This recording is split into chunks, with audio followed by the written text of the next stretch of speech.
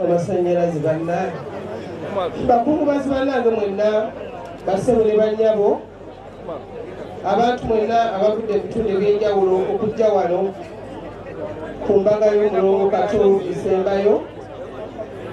Mukama mulungi obudde bwonna. Njogedde ekigambo Mukama mulungi ne musirika kuba mulina kye mumanyiddemu ekirala naye Mukama mulungi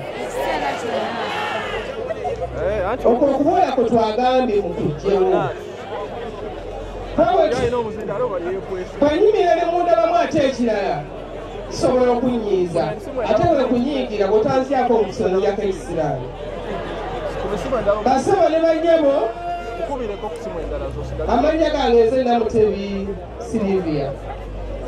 Mbadde mukwano gwa Kato okuva mu myaka okuva 12. Tutambudde naye mu buli mbeera. Abantu abasinga buli muntu Kato bamwogeddeko ebirungi bingi naye nze ebirungi byentambudde ne Kato ndowooza bano baabe mu kiibi be basobola okubijjulira ne bamediisereko. Naye njagala kujjayo obuntu nga buna mu nsi muno. Ekisookera ddala Kato Lwama abadde musajja muganda. Ffenna tukiza nti abadde ki?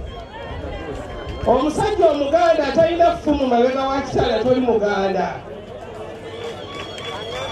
Omusajja omuganda atalina lubugo toli muki? Tulekerenga okulowooza nti obuwangwa emisala tujja kulaga Bayibuli tubusinzenga ekiro tutya olw'okubanga bannaffe bajja kugaana otusabira. Kato Lwama abadde yekkiririzaamu ng'omuntu. Kato Lwama abadde amanye empewo ze ng'omuntu si musaaga omuntu okumanya ki? Era nkakasa empewo na wano weeziri onaamuteekayo nga zo zitandika omulimu gwago ogwokola. Naye abantu abasinga mulinga balowooza nti olw'okubeera ennyo n'eddiini ng'oyambadde ekyambalo nti kwe kuyita nti anaayita Mukama Mukama yanaayingira mu bwakabaka bw'omu ggulu. Tekisoboka. Basebo ne bannyabo Kato abadde musajja wa ddiini. Nga Maama Phina bwe bantuma Silivia ndi mukyala mu Katuliki ate ndi mukyala musamize ndina abasamize nzaakulira abasabo b'ekiraasomogwa. Seebaana mpewo zange seebaana lubaale wange sitiiranga misango gyonna nga Kato Lwama bw'abadde. Naye nja kuwunzika olw'okuba batuwadde obudde butono. Bannaffe abaaganye otusabira nze ndowooza gye muli yonna muswadde mwakaswala.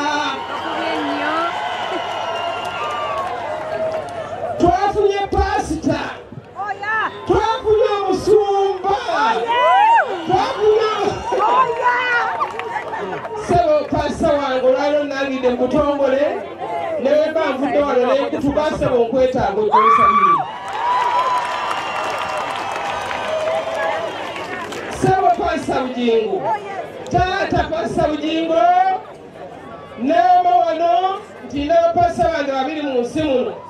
Pasita wange Bugingo ne pasita Bugembe. Bw'oba toliwo ng'oliguze Bugembe ng'ajjanga akikumamu essaala. Kubanga nze ndabye ate essanyu liyitiridde ne mwoyo atujjudde ng'abantu abo si be bazze. Mwebale nnyo mwebalire ddala mbakakasa buli agala obuwangwa bwabusigaleko tamutya. Ssaabasajja Kabaka wangaali n'ekirala naye kyoliwa twawaayo amabugo gaffe wano.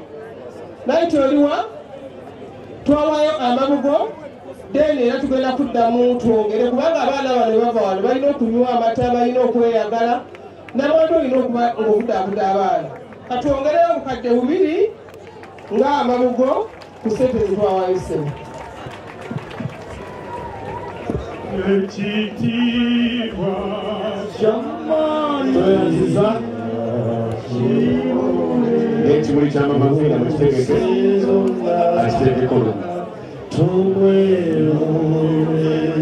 Mwami Charles James Kubugeza Boje ogenda kwogera ku baartist bonna mu ggwanga abatawo mwenna nsaba mujje wano akadde kano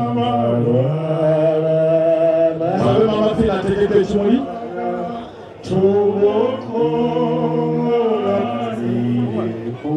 Maama Phina ategeka ekimuli